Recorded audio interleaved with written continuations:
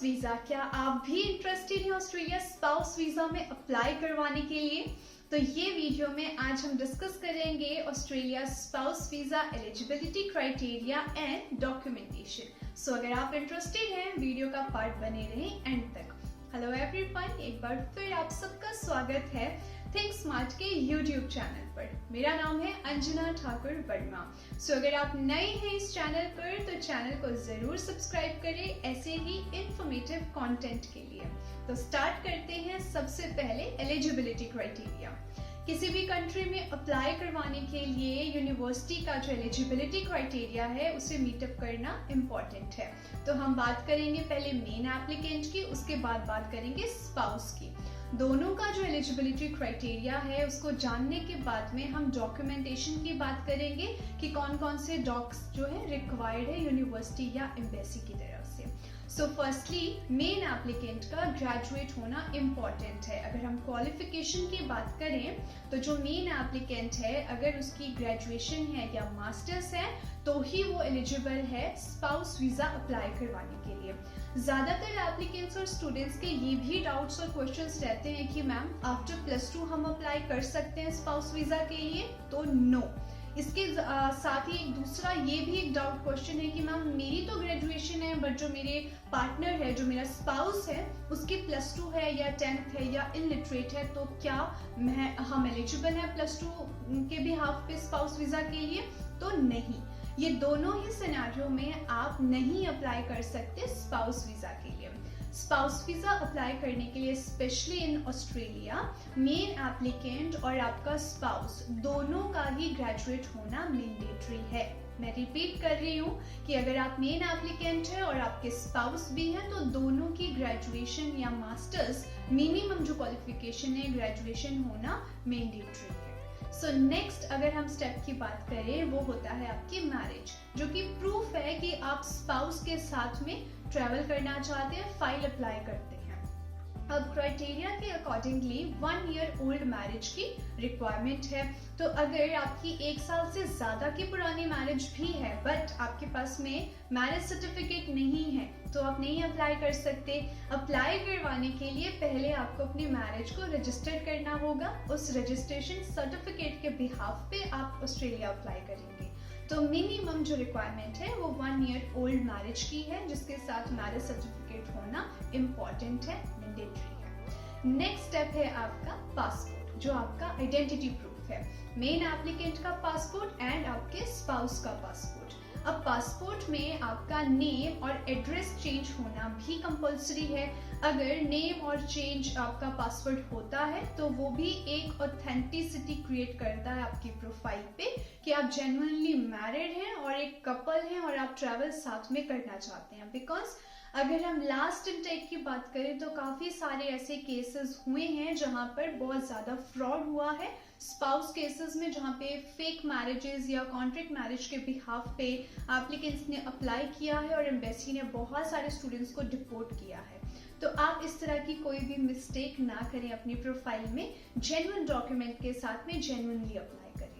इसी के साथ में अगर अब हम स्टेप बाय स्टेप बात करते हैं आपके डॉक्यूमेंटेशन की कि किस तरह से आप अप्लाई कर सकते हैं, तो एलिजिबिलिटी हमने डिस्कस की, 3 चीजें होनी इंपॉर्टेंट है। फर्स्टली आपकी क्वालिफिकेशन, दोनों की ग्रेजुएशन, सेकेंडली आपकी marriage minimum 1 year old with marriage certificate and third आपका पासपोर्ट जिसमें नेम और एड्रेस चेंज हो, तो आपकी प्रोफाइल के लिए बहुत अच्छा है।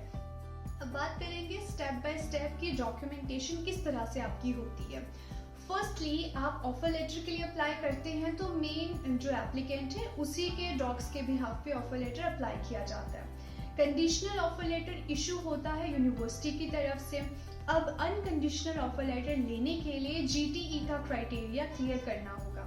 GTE क्राइटेरिया में यूनिवर्सिटी आपसे डिमांड करती है आपके स्पाउस की ग्रेजुएशन, आपका मैरिज सर्टिफिकेट एंड आपका पासपोर्ट, जो हमने पहले डिस्कस किया। यही डॉक्यूमेंट जब आप प्रोवाइड करते हैं यूनिवर्सिटी को उसके बाद आपका GTE क्राइटेरिया क्लियर हो जाता है। अब एक और इम्पॉर्टेंट पार्ट है यहाँ पर जो डाउट होता है आप जैसे बहुत एप्लीकेंट्स के मन में कि ये जब आप फंड्स शो करते हैं GTE क्राइटेरिया में तो पहले सिंगल अप्लाई करते हैं तो सिंगल के फंड शो होती है। अब यहाँ पर 2 लोग अप्लाई करते हैं तो 2 लोगों के फंड्स जाते हैं। अब फंड्स के लिए या तो आप जॉइंट अकाउंट में भी शो कर सकते हैं या मेन एप्लीकेंट के अकाउंट में शो हो सकता है ITRs अटैच करके, या फिर आपके जो पेरेंट्स हैं या ग्रैंड पेरेंट्स हैं उन्हीं के अकाउंट में भी आप शो कर सकते हैं विद प्रूफ। उन्हीं का पासपोर्ट भी अटैच हो सकता है और ITRs भी अटैच होती है। इसी के साथ एक और डाउट होता है स्टूडेंट्स के मन में, वो ये कि जो स्पाउस है, क्या स्पाउस का भी इंटरव्यू होता है, या फिर अगर हम बात करें IELTS या PTE टेस्ट की रिक्वायरमेंट होती है? तो नहीं, सिर्फ मेन एप्लीकेंट का ही इंटरव्यू होता है और मेन एप्लीकेंट का इंग्लिश लैंग्वेज प्रोफिशिएंसी टेस्ट की भी रिक्वायरमेंट होती है, जो कि इम्पॉर्टेंट है। तो अब हम बात करेंगे लैंग्वेज एबिलिटी की। तो जो मेन एप्लीकेंट है, आपकी रिक्वायरमेंट है 6.5 overall, not less than 6 in IELTS। अगर आप PTE के साथ अप्लाई करते हैं तो PTE में 60 ओवरऑल, नॉट लेस देन 52 के साथ अगर अप्लाई करें तो ज्यादा चांसेस है आपके वीजा आने के। अदरवाइज कुछ एक यूनिवर्सिटी है minimum requirement 59 overall, not less than 51 के साथ भी आपको एक्सेप्ट करती है। But top grade 8 universities and level 1 universities में जो मिनिमम क्राइटेरिया है वो 6.5 overall, not less than 6 and PT का 60 ओवरऑल, नॉट लेस देन 52 का है, जहां पर 97% सक्सेस रेट के साथ आपका वीजा ग्रांट किया जाता है। आप अकॉर्डिंगली चूज कर सकते हैं जब भी आप असेसमेंट करवाते हैं। सो नेक्स्ट स्टेप आता है, जब GTE क्लियर हो गया आपका, उसके बाद आप फी पेमेंट के लिए एलिजिबल होते हैं, बिकॉज आपको फी पे करनी है यूनिवर्सिटी को। तो सिर्फ मेन एप्लीकेंट की फी पे की जाती है फर्स्ट सेमेस्टर की, जो 6 मंथ की फी आप पे करते हैं। बट आपका हेल्थ इंश्योरेंस भी पे करना है, तो हेल्थ इंश्योरेंस 2 लोगों का पे होता है, जिसमें मेन एप्लीकेंट और स्पाउस दोनों का हेल्थ इंश्योरेंस जब आप पे करते हैं, जितनी भी रिक्वायरमेंट यूनिवर्सिटी की तरफ से है, उसके बाद आपकी COE इशू होती है। अब COE ग्रांट होने के बाद में आपका दोनों का मेडिकल होगा, जो इम्पोर्टेंट है, बिकॉज फिजिकली दोनों अगर फिट हैं तो ही आप ट्रैवल कर सकते हैं। लास्ट जो दोनों का टोटल एक्सपेंस अगर मैं और बात करूं, जो एक और चीज ऐड ऑन होती है वो है आपकी एम्बेसी फी। एम्बेसी फी भी दोनों का ही डिपॉजिट होगा और उसके बाद ही आपका वीजा ग्रांट होगा। तो ये हमने डिस्कस किया एलिजिबिलिटी क्राइटेरिया और एक्सपेंस और साथ ही में डॉक्यूमेंटेशन। इस तरह से आप अप्लाई कर सकते हैं स्पाउस वीजा के लिए। इस वीडियो के अकॉर्डिंगली अगर आपकी प्रोफाइल मैच करती है तो आप एलिजिबल हैं स्पाउस वीजा के लिए। अगर किसी भी तरह की कॉम्प्लिकेशन प्रोफाइल में है तो भी आप डिस्कस कर सकते हैं थिंक स्मार्ट के साथ। कमेंट सेक्शन में अपना डाउट, सवाल, क्वेश्चन पूछ सकते हैं। स्क्रीन पर जो नंबर फ्लैश आउट हो रहा है उस पर कॉन्टेक्ट कर सकते हैं, व्हाट्सएप कर सकते हैं फ्री ऑफ कॉस्ट असेसमेंट के लिए। तो अगर आप इंटरेस्टेड हैं ऑस्ट्रेलिया अप्लाई करवाने के लिए सिंगल या फिर स्पाउस वीजा में, तो ज़रूर कॉन्टेक्ट करें।